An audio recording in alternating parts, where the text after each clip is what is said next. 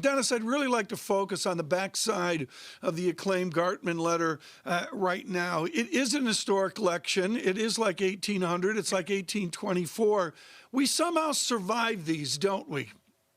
We will survive. My wife and I argue every night about who's going to win the election. She's an overt Trump supporter. I am a very quiet, nascent Trump supporter.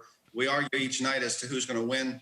Right now, I think that the game has changed a little bit in the last couple hours, actually the last couple days, especially in the senatorial races. Looks like Joni Ernst is going to win in Iowa. Tom Tillis probably is going to win in North Carolina. At least the numbers are in his favor. Looks like Lindsey Graham is going to carry South Carolina. It's going to be very difficult for the Democrats to carry the Senate, which a week ago, almost everybody was talking about the fact that the Democrats could sweep the Senate and have a majority. That looks like it's gone by the wayside.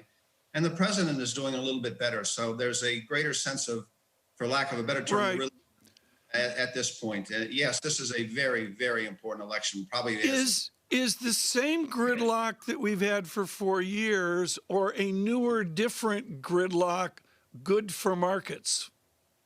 Well, I'm a great fan of gridlock. As I like to say, the government can't do anything. And if they can't do anything, they can't hurt me when they're gridlocked.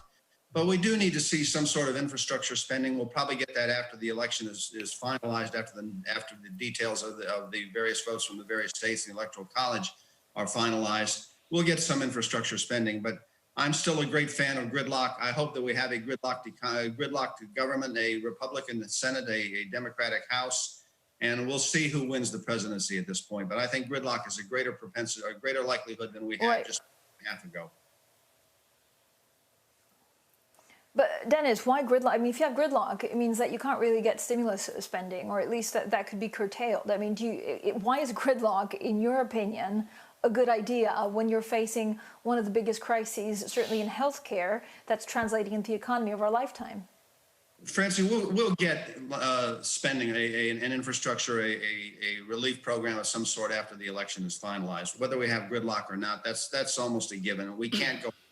Neither side wins if we do nothing. Both sides lose if we do nothing. And so some sort of spending program shall come out. It depends on how large it will be. $1 trillion here, $1 trillion there, as we used to say. So pretty soon you're talking about real money. That will happen. The great question over healthcare, that's up for. But still, I'm a great fan.